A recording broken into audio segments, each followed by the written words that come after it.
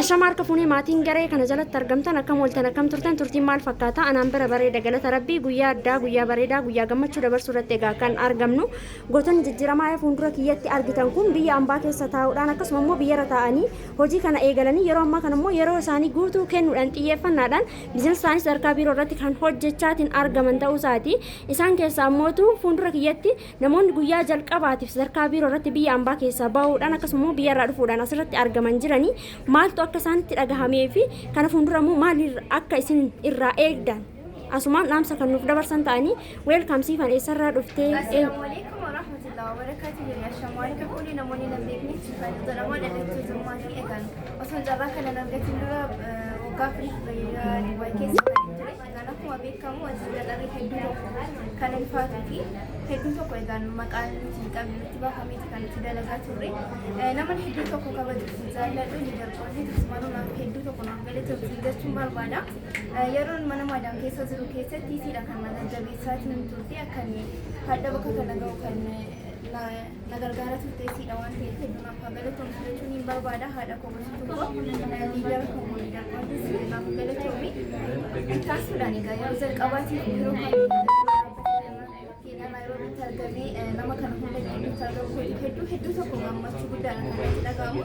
sababni isaas kaleessa yeroo mana maadaamii ture keessatti dhoofachuu barbaadu soofachuu hin danda'u maqaa garaagaraa nutti baafamee egaa namni beeku jireenya nuti keessa jiraannu egaa namni biyya keessa taa'ee wanta nuti akka gaariitti jiraannu akka barbaadne sanii akka barbaadne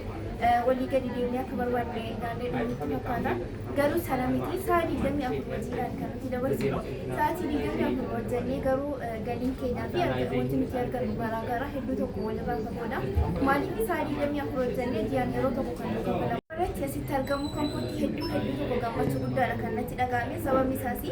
jalqaba irratti akkanatti uffadhee bareedee miidhagee namoota kanaan illee wal baruu kootiin hedduu tokko gammachuu guddaadha kan natti dhagahamu egaan akkuma beekamu hojii qaxarii keessa cinqii aadamni maqaan biraa wantoota baay'eetu jira waan ta'eef jechuun jechaan qabu beeku gammachuu natti dhagahame ibsuu hin danda'u waan ta'eef yeroo biraa kan inni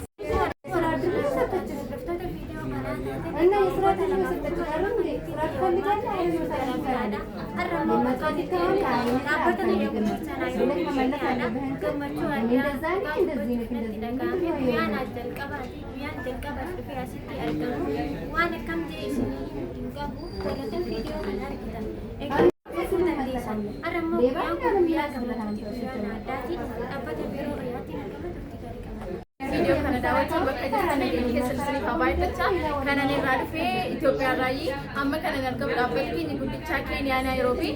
biiroo guddichaa keessatti kanan argamu anis akkuma namaa bakka kana ga'ee carraa kana argadhee namaa wal qixa dhaabbadhee jira argamu kootiin hedduun gammadee gammachuu guddaan itti dhagahame namaa wal qixa namni wal qabee akka jiraatu jireenya koo akka jijjiiru kana taasisee ijaaramuu gara socho'uu barbaadan dandeessa jabaadhu gara fuulduraatti isaan deemettee kan na gorsitu ijaaramu kana kabaju kana jaalladhu Abdullahi Nakiya jecha kan qabnee fi liidar Liinaa Muhammad hedduu galatoon itti barbaada egaa gammachuu guddaa jecha hin qabu nama wajjin asirraa kan jiraabadhe bakka kana sagantaa kan gaggeessu kootiin hedduu gammade isinis hin dandeessan wanni hin danda'amne jiru itti amanaatti jireenya keessa jiraachuu barbaada galatooma.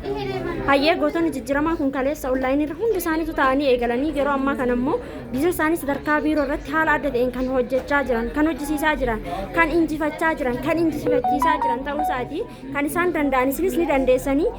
namoonni onlaayinii irra teechanii biizinasa kana hojjechaatiin jirtan koottaa waliin hojjennee waliin guddannaa sun jechuudhaan barbaada jabaadhaa ni danda'ama haala kanaan isinis bareeddanii boontanii yeroo itti aanu immoo baay'annee kumaatamoota akka asirratti argamnu immoo amantaa guddaan qabaa ni danda'ama jabaadhaa barri 2026 kan keenya galatooma.